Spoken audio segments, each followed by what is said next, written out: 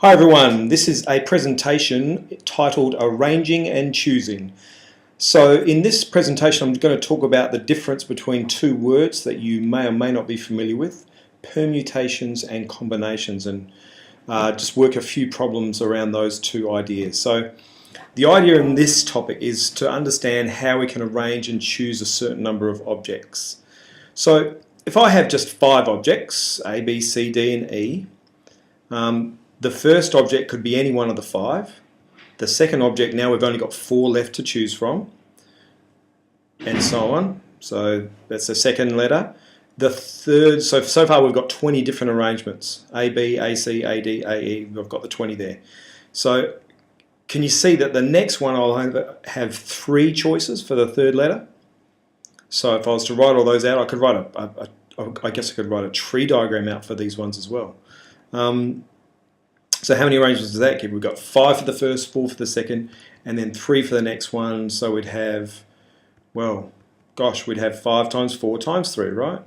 So we'd have 60 arrangements. So if you can see the pattern, for the 4th letter we have 2 possibilities, and for the 5th letter we've only got 1 possibility left. So altogether we've got 5 times 4 times 3 times 2 times 1, which is 120 different ways of writing those 5 letters. Now, just make sure that in these questions you understand that we don't have to form a word that actually works. So any kind of letter combination works there. So we've got 120 of them.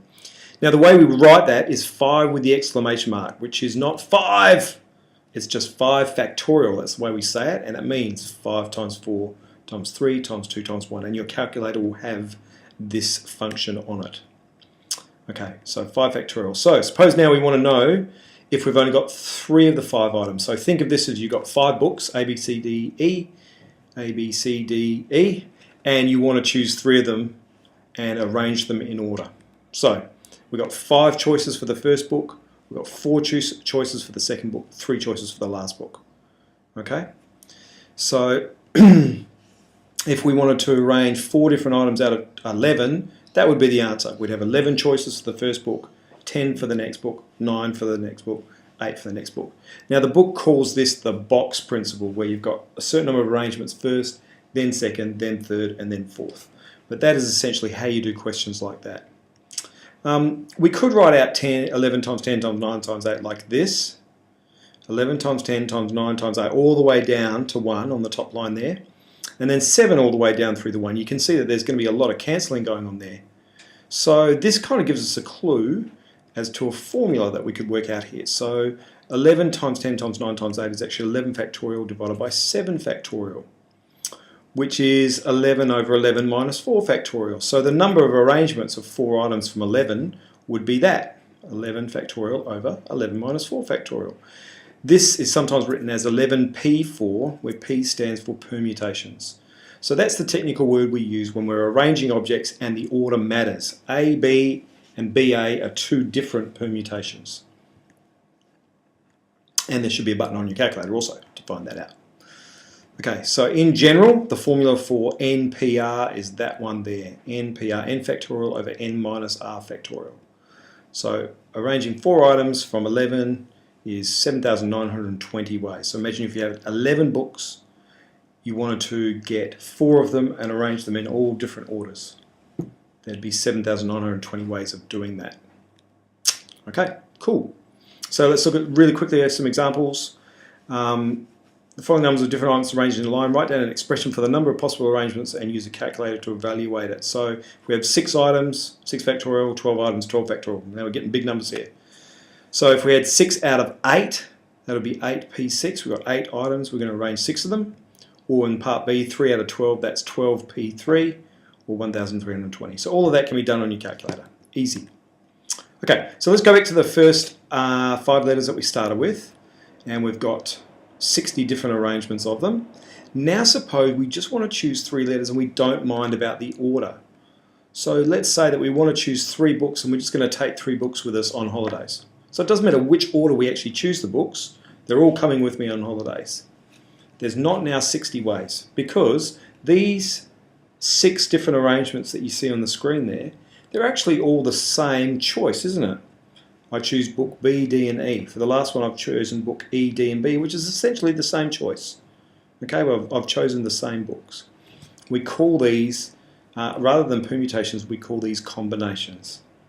Okay, to get the right number to answer this question, we divide our original answer of 60 up here by the number of ways we can arrange each choice. So in this case here, because we're choosing 3 out, there's actually 6 repeats, 3 times 2 times 1, 6 repeats for every single permutation that we make. So we've got to divide our answer here by 3 factorial. So the number of ways we can choose 3 items from 5 is now this, 5 factorial divided by 3 factorial times 2 factorial. So this is just NPR, and then we divide by the 3 factorial to take into consideration that there's 6 all the same. Okay, so that is the formula now that we use for combinations. Okay, C in this case, NCR, stands for combinations, and it means an ordering of objects where the order does not matter. A and B and A are the same combination. They're different permutations, they're the same combinations. Okay, so 10C6 means how many ways can I choose 6 objects from 10, and it doesn't matter about the order. And that's the formula right there. Okay, and once again, you've got that button on your calculator also. So in this case, it's 210. Sometimes we also use this notation, the N and the R, without a fraction line in these big long brackets. Okay, suppose we throw a die 5 times and we want to know how many ways we can get 1 6. Well, there's a 6 followed by 4 non-6s. We can get a 6 on the 2nd, 3rd, 4th, or 5th throw. So 5 choose 1, 5. There's 5 ways of getting 1 6.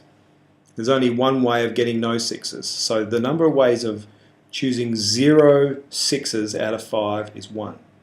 Sounds a bit strange, but it's true. 5 choose 0 is 1.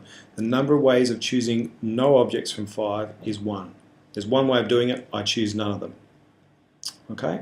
Now that leads to an interesting thing here, because if I use the formula that we saw on the previous page, which I'll just whip back to, this one right here, our formula would say 5 factorial over 0 factorial over 5 minus 0 factorial.